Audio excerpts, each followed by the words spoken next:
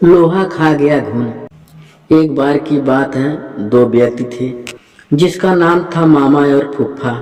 मामा और फूफा दोनों व्यापार करते थे और दोनों व्यापार में सहभागी थे। मामा ने फूफा से कहा, फूफा क्यों ना हम कोई ऐसी वस्तु खरीद ले जो जल्दी खराब ना हो और उसकी कीमत भी बढ़ती रहे, फिर हम उसे कुछ वर्षों बाद बेचेंगे जिसके उसके मूलधन से ज्यादा दाम मिले।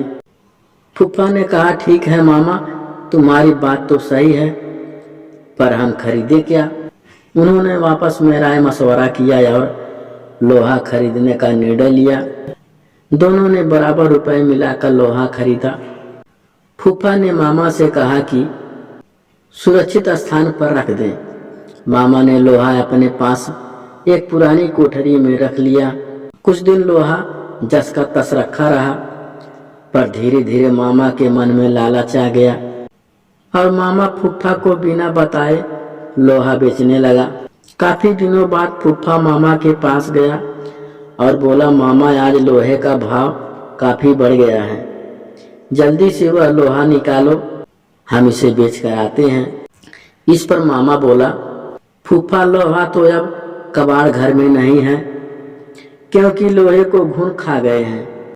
फूफा समझ गया कि मामा ने इसके साथ धोखा किया है और उसे बिना बताए सारा का सारा लोहा बेच दिया है। फूफा का क्रोध तो बहुत आया, पर वह बिना कुछ कहे सुने वहां से चला गया। इस घटना के कुछ दिनों बाद फूफा मामा के पास आया और बोला, मामा एक बारात में जा रहा हूँ, बड़ा अच्छा इंतजाम है, अकेला हूँ, चाहो तो अपने लड़के के साथ भेज दो, उसकी भी मौज हो जाएगी और कल सुबह तक हम वापस आ जाएंगे। मामा बोला, क्यों नहीं, बेशक तुम मेरे लड़के को अपने साथ लेकर जाओ और हाँ, इसे बारात में अच्छी तरह खाना खिला देना। फूफा बोला, यह भी कोई कहने की बात है मामा, तुम निश्चित रहो। इस तरह 2 दिन बीत गए। मामा का लड़का अभी घर तक वापस नहीं आया। मामा को बहुत चिंता हो गई कि अभी तक उसका लड़का घर वापस नहीं आया है। वह अपने लड़के के बारे में जानने के लिए फूफा के पास गया और बोला, फूफा मेरा लड़का कहाँ है, वह अभी तक घर वापस क्यों नहीं आया है। फूफा ने कहा, क्या बताऊं मामा, रास्ते में एक चील तुम्हारे लड़के को उठा कर ले गई। मामा बोला, ये कैसे हो सकता है भला, कोई चील 12 साल के लड़के को उठा कर ले जा सकती है। सीधी तरह मेरा लड़का मुझे वापस करो, नहीं तो मैं राजा भीम के पास जाऊंगा। फूफा बोला, ठीक है मामा, चलो राजा जी के पास चलें, अब वही न्याय करेंगे। मामला वहां के राजा भीम के सामने पेश हुआ।